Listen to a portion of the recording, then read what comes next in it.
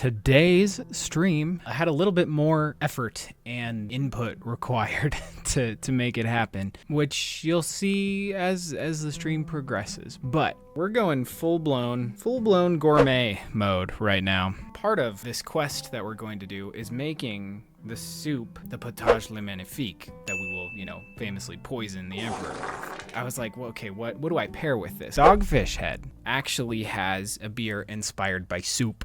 And so we'll talk about it over at the bar, and I'll explain what I mean. But yes, the Dogfish Head 60, 90, and 120-minute beers are inspired by soup. So I am looking forward to exploring that with you guys over there. So, okay, so yes, let me share with you a little bit more about these brews. You're not going to be able to see the 60-minute IPA can because it is very green, so I am almost going to guarantee that most of that can is going to key out, but what can you do?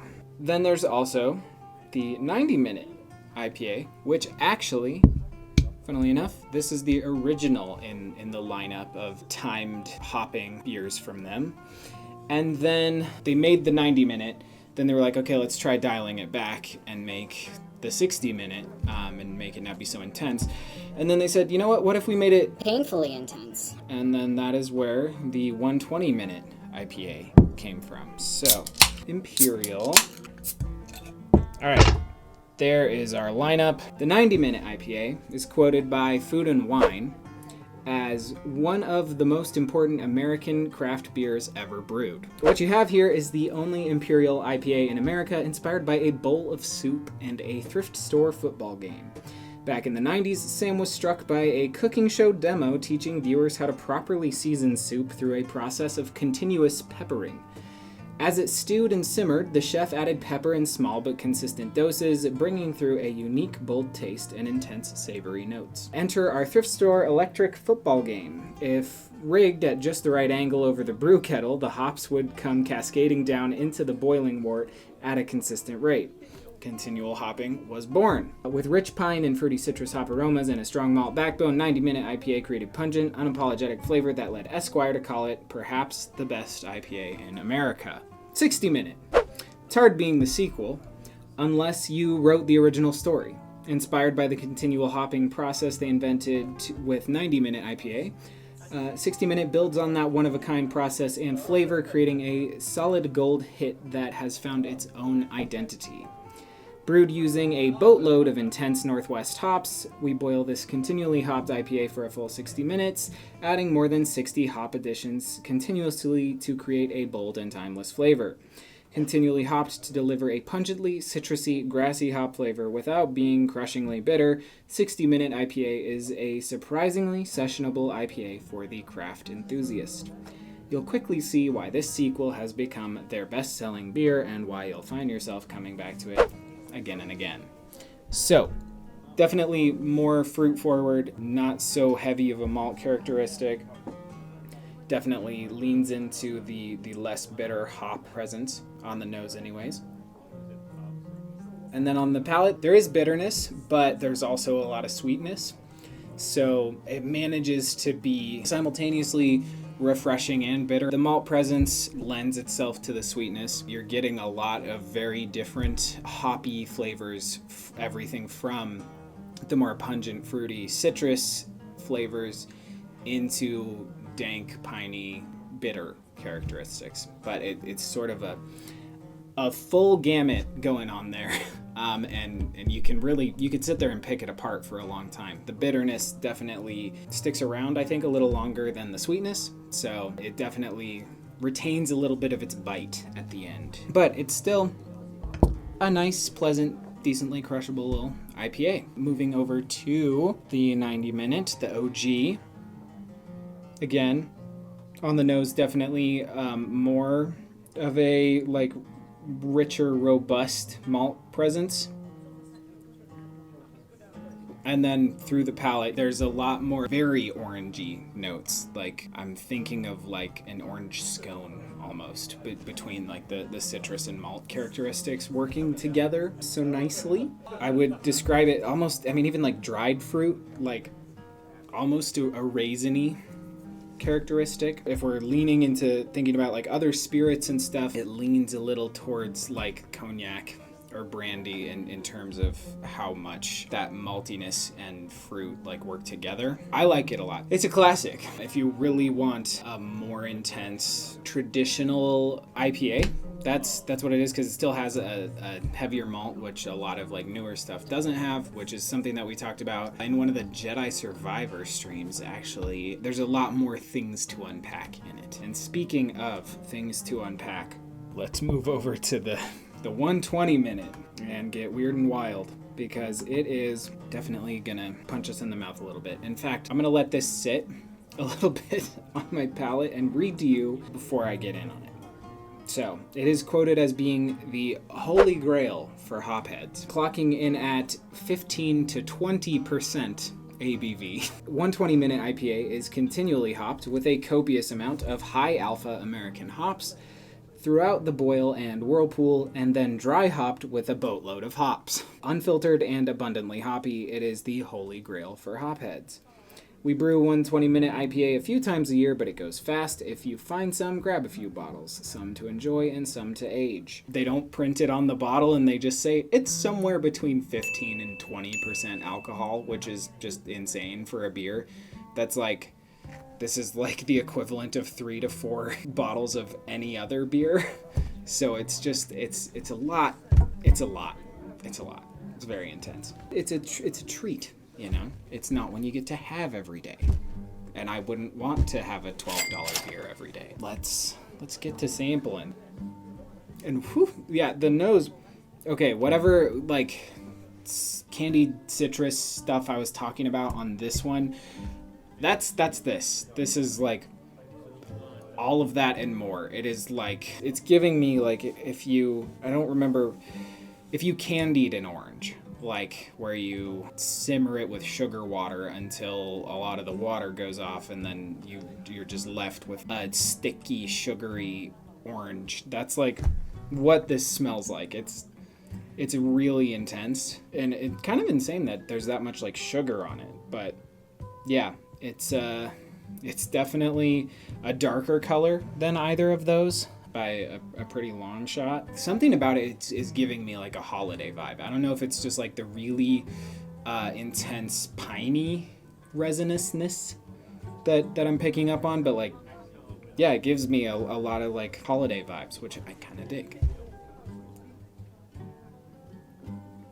That is very sweet on the palate even though it's as strong as it is and has as much, you know, hop intensity as it does. It really just, it tastes like you had that candied orange and then you made a cake with it and then made that cake into a beer. Like, it's hard to describe.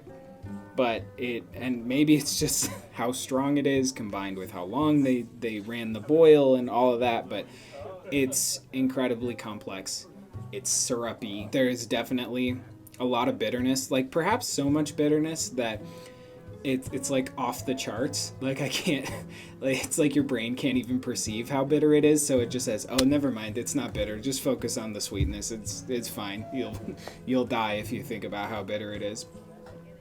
That's just translating to me being like, wow, this is a nice little candy treat for me. Which at, 15 to 20% alcohol, kind of dangerous. That is definitely not something I could have super often, but it's a tasty little treat. And I think that for today's quest, this is going to be the perfect tasty little treat. It's interesting to see how much it changes over the course of time, like over 60 to 90 to 120. I don't know what other things they change in the brewing process other than the amount of time that they're boiling, but yeah, it definitely like ramps up in an exponential amount as far as intensity goes, because like this is really approachable.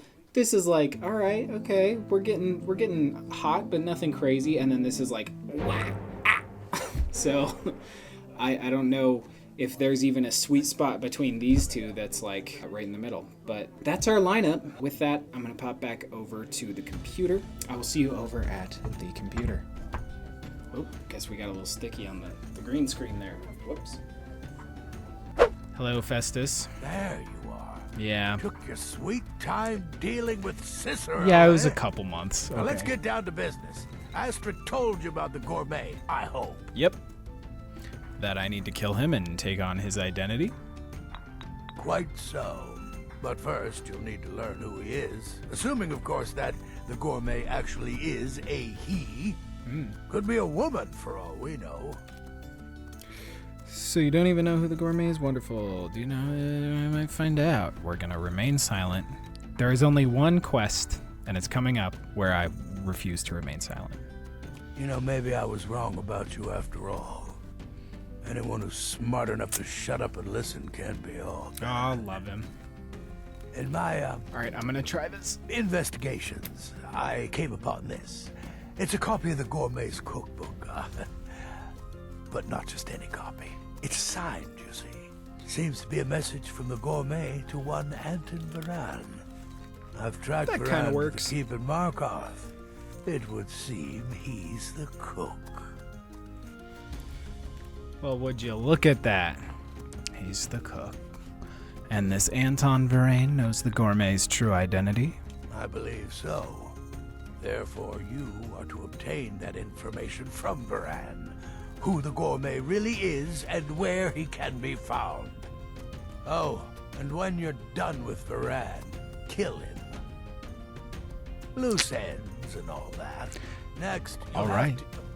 But yes. Are you still paying attention? Yes. Of course, Festus. Please continue. Oh, I'm waiting with bated breath. As I was saying, you'll need to kill the gourmet, of course. Yeah. But what's more, you need to get his writ of passage so you can take his place. Oh, I can do that. And if you can, hide his body. The longer it takes for anyone else to determine his real identity, the better. Hell Now off yeah. with you. Okay. So the gourmet is in Skyrim.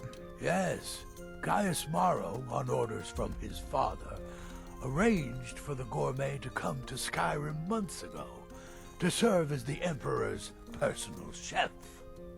But the Emperor canceled his journey at the last minute. Morrow was smart. Kept the gourmet around in case things changed. And so, the gourmet has remained in seclusion, somewhere in Skyrim, on indefinite hold. Probably feels like a prisoner. But you'll fix that. Yes, we'll free him.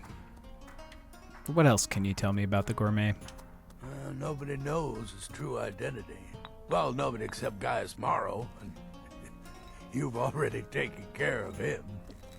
Well, I do know Yep, the a gourmet long time was ago. classically trained in traditional Breton cuisine in High Rock. So, that's where he must have met Anton Virane.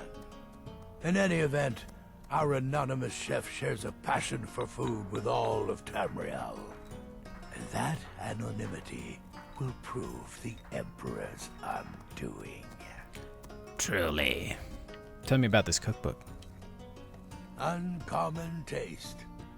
It was published a few years ago. It became a sensation throughout the Empire almost overnight. The recipes were hailed as both practical and decadent. I made a few of the gourmet's dishes myself, actually. His roast mutton with regard berry sauce is to Regard? die for. But his chocolate pate gives me the runs.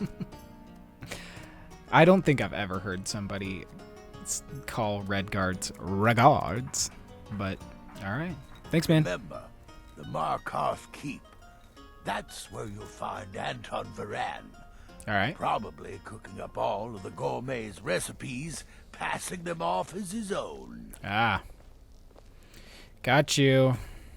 Well, sounds like we got some killing to do. You. Yes, yes, for the 100th time. I am a Breton. I was born in High Rock, and then I came here.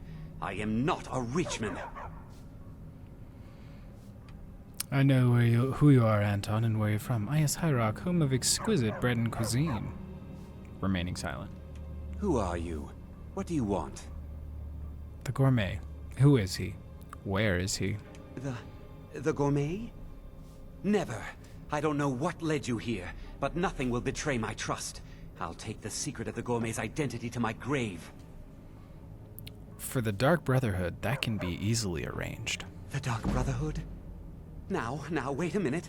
Let's not get hasty. I mean, surely my friend wouldn't want me to endanger my own life, right? Look, his name is Balagog Gronolobe. He's an orc. The Gourmet's an orc. He's staying at the Nightgate Inn. That's all I know. Now you'll let me go, right? Of course, Anton. Thank you. I'm afraid not. Loose ends and all that. Remain silent. So, we're done? I think I'll just sit here, and I'll wait for him to go to bed. Please, just let me be. I'm just gonna sit here. I hope you bring me a delicious meal. And if I don't have a homemade meal right in front of me, I'm gonna kill you. Don't mind the dogs. They get anxious when they haven't had dinner. And... boop. Let's read the Gourmet's book really quick. Uncommon Taste signed. To my old and dear friend Anton, I will never forget the kindness you and the entire Virane family paid to me when I visited High Rock those many years ago. We were both young, impetuous, and foolish, and those were dangerous times for us all. But we knew even then, as we surely know now, that our battlefield is the kitchen, our sword, the spoon, our enemy, hunger. Nice. Same. And now, thanks to your guidance and friendship, I can share our love of Breton cuisine with all of Tamriel. For this cookbook is not just a collection of recipes, but the sum total of my life's work, and a testament to the power of passion. Your friend in food, the Gourmet. Wow. Whatever it is, I'm sure I can't be of help. I'm just here on holiday. Yes, well, perhaps someone else in the village can assist you. Please, you're starting to frighten me. Yeah. Gourmet down. Let's read this. By order of His Eminence, Emperor Titus Mede II, the possessor of this writ of passage, known throughout the Empire as the celebrated chef and author the Gourmet, is granted full and unrestricted access to any areas, information, or supplies necessary to fulfill the duty of the Emperor's personal cook. Stop right there. The tower is off limits until further notice. Have a look at this. What's this now? An order of His Eminence, possessor of these papers. The Gourmet. By Azra. The Gourmet. I'm sorry. Your clothes, of course. I should have realized. Please, excuse my ignorance. Gianna, the castle chef, has been eagerly awaiting your arrival. You should proceed to the kitchen straight away. Damn straight. Gianna will be overjoyed to meet you. She's in the kitchens.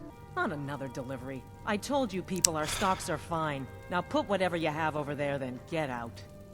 You misunderstand, for I am the Gourmet. The Gourmet?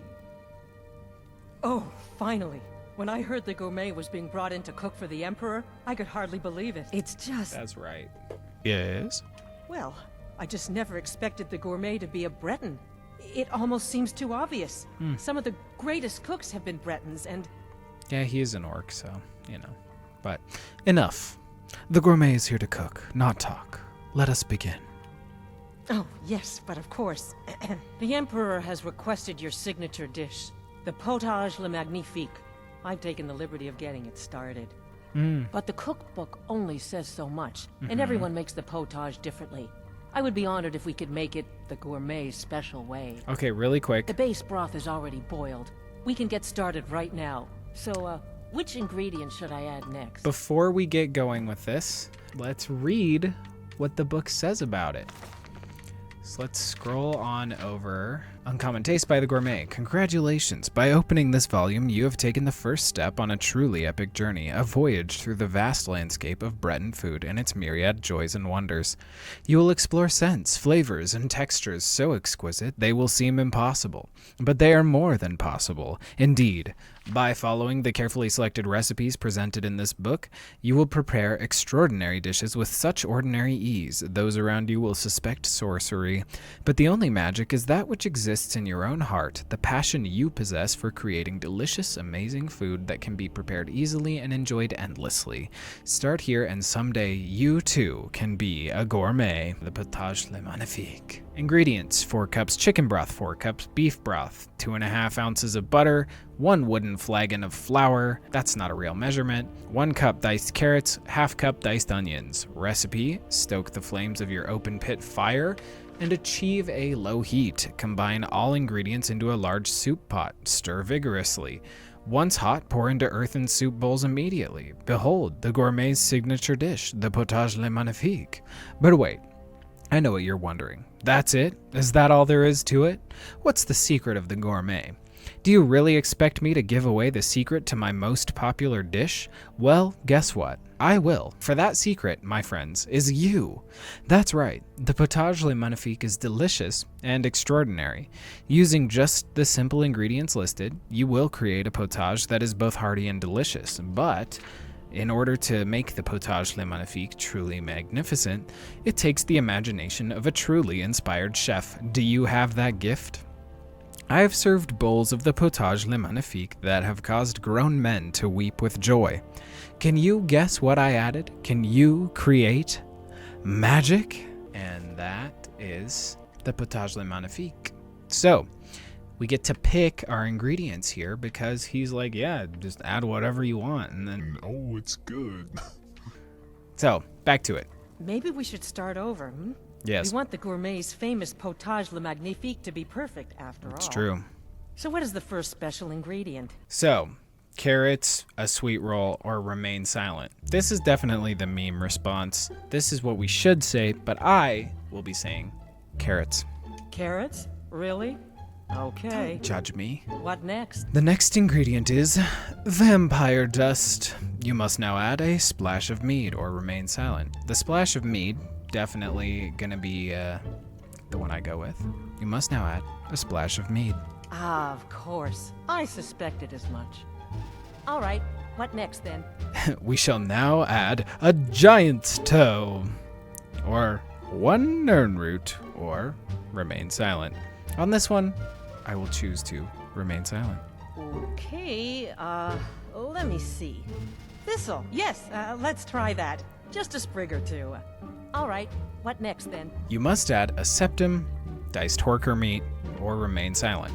Diced horker meat is probably what would actually taste good in this, and it would actually, give it some protein. However, on this one I do have to go with the septum option, so you must add a septum. A septum? As in a gold coin? Really?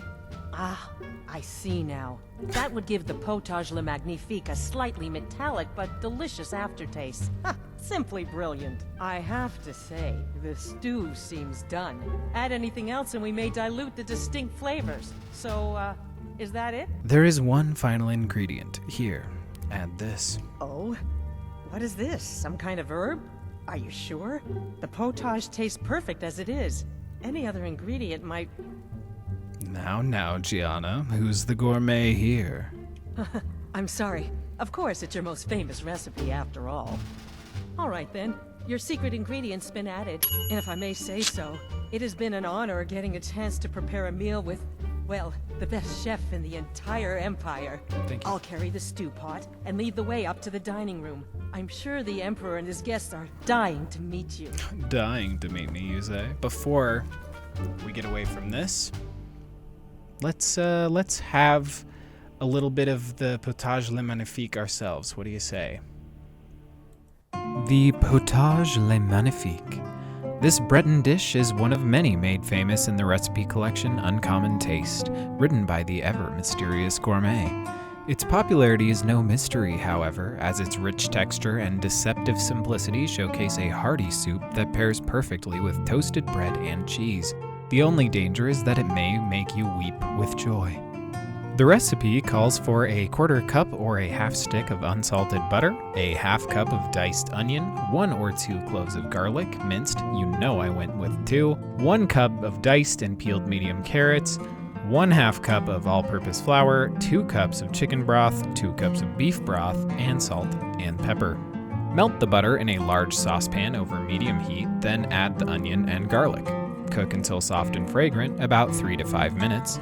Then add the diced carrots, stirring to coat with butter. Sprinkle the flour into the pan and stir to be sure there are no clumps remaining. Add the chicken and beef broth and cook until the carrots are soft, about 15 minutes. Puree with an immersion blender, or in batches in a regular blender, until it has a nice, thick consistency, adding with extra broth if needed to get your preferred consistency. Season with salt and pepper to taste. As the Gourmet suggests, it takes the imagination of a truly inspired chef to make this dish sing, and the real magic to it is adding ingredients to your own taste.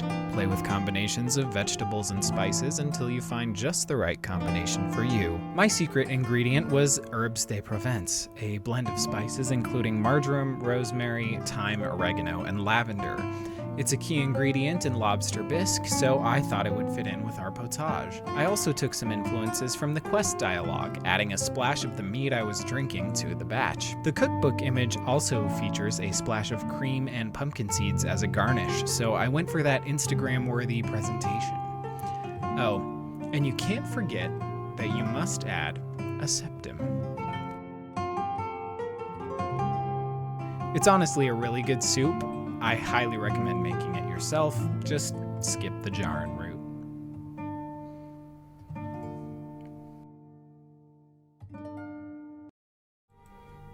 So, yes, I did go out of my way to make it from the Elder Scrolls cookbook over here. The recipe does differ a little bit in the cookbook, in that the cookbook actually turns it into more of a bisque, and opts to like actually include the carrots into the recipe and stuff. But yes, I chose to add a couple extra things, including a septum. I think if I was gonna make it again, I think I'd like to try it as a stew versus as like a bisque, the way that it is in the cookbook. I didn't go bananas on the flour. It was a little treat, you know. It is a fun like base recipe, and I agree with the Gourmet in that it is something that is made best by adding other stuff. So I think up next I'll probably try making it sometime with, okay, maybe not horker meat, but probably like Beef. I don't know. I think it'd be a good stew, though, too, if you opted not to immersion blend everything and instead kept it in a more stew-like form. But yeah, it was good. It was a tasty one. It's good. It's a tasty little soup. I'd still recommend skipping the jarring route, unfortunately, because I don't want to die off of one bite of soup. I didn't add an entire wooden flagon of flour. I think the Elder Scrolls official cookbook definitely makes it a more like reasonable recipe, whereas I think the recipe that was written in game was written by somebody who's never made soup in their entire life. Because not very accurate, I don't think. But oh, okay, Cameron coming at us with the food tips. Roast the vegetables on the side and make the roux/stock before combining everything together. Look at you go. I still liked replicating the image included in the cookbook by adding a splash of cream and some pumpkin seeds. I thought that was pretty cool, and it didn't call for that, but I was like, I know what all that is. So, stereo. I'd add wine, celery, thyme, some onion, more garlic, poison, more garlic, chili. Yeah. I used a very sparing amount of mead in that, and I think I poured a little. I recorded that a while ago, but I think that I actually added more mead than what I filmed, but I just filmed myself doing like the tiniest little like whoosh. Ginger and turmeric in yours, yeah. Jess, that also sounds very good. The herbes de Provence. This winter, I made 2 separate batches of lobster bisque because I just decided I really wanted to make it. I thought that it sounded good. Got all the ingredients and made it, but I didn't have herbes de Provence. I had like half of the herbs that go into it, and I was like, it'll be close enough. And it was night and day, like comparing the two. North American herbes de Provence adds lavender, which I absolutely loved in it. But actually in European herbs de Provence blends, lavender is not present. But I think that they're missing out, and that the lavender adds a floral dynamic that should be there in more things. So, yeah, it's good stuff. Let's get back into this quest, shall we? Here we are. Gods, I'm nervous. We'll go in just a moment. Please, I'll serve. You just stand there and be amazing. Okay. Yes, an unfortunate turn of events, that. But an isolated incident. And I have been assured that the fault was with the man's son alone. Truth is, we are in no danger whatsoever. I present to you the Gourmet. Hello. Welcome. Potage Hello, Le yes. Magnifique. So delicious. My friends, as Emperor, I of course reserve the right of first taste. Enjoy. Oh, how marvelous. Just delicious. It is everything I had hoped it would be. I'll sip my soup beer while you... I think something's wrong. What is it? Oh. Doink.